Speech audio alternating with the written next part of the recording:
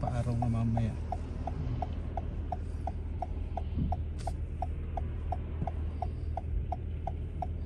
Akala ko dati yung Gentex na yan, parang Gentex sa Pilipinas. Sabi ko, may Gentex pala rito, yung pala Gentex ba? Di pa yung gawa ng mga ano, gawa ng mga damit dati sa may Isuzu. Gentex. Laki niya na. Doon nagtrabaho sila Ninong dati, di ba? Ang daming telang.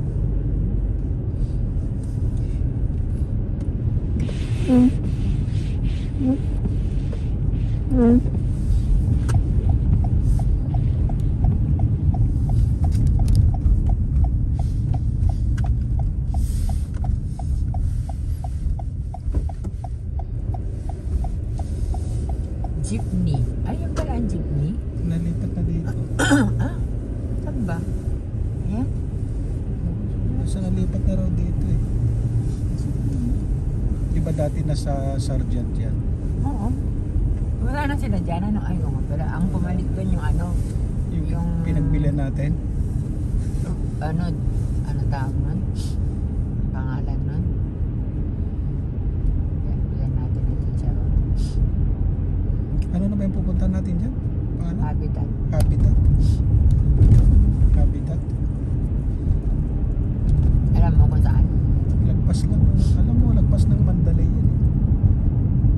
Dati nga naliligaw tayo, di ba? Parang ganda magpaaraw ah. Kaya no, Mandalay.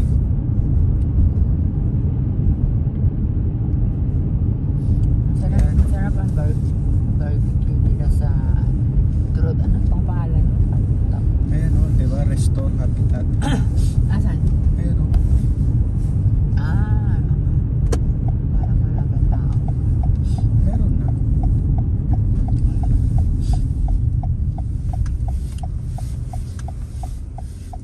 Prime Medical.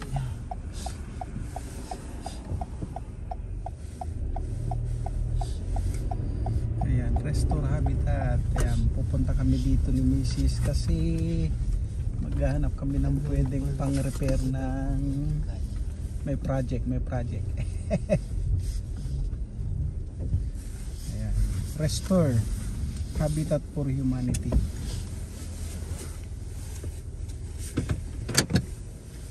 Ano niya yung katrabaho ko.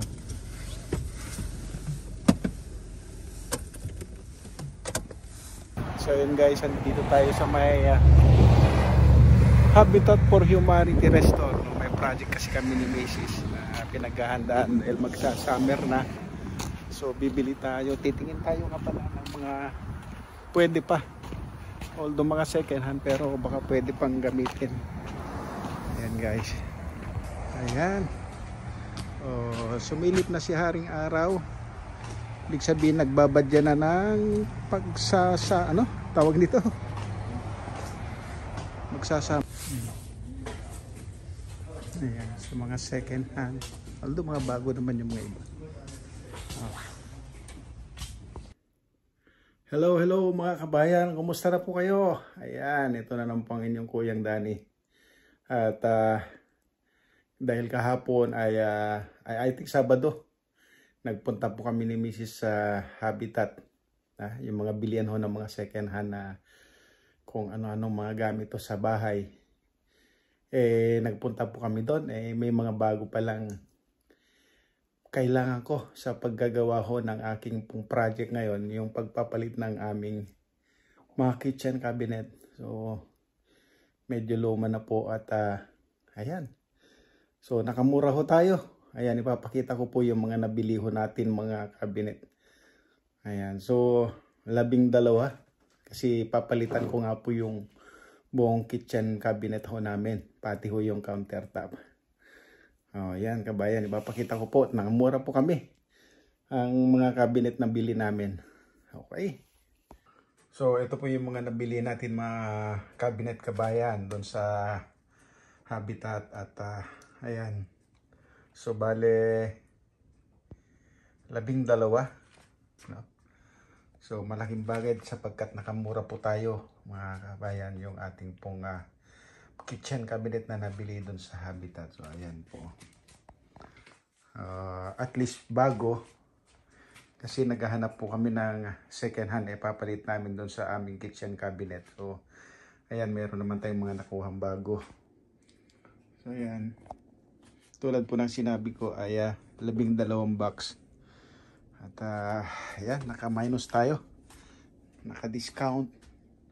At least bago. Kabayan. Kailangan talaga maghanap tayo ng kung saan tayo makakamura. So, ayan.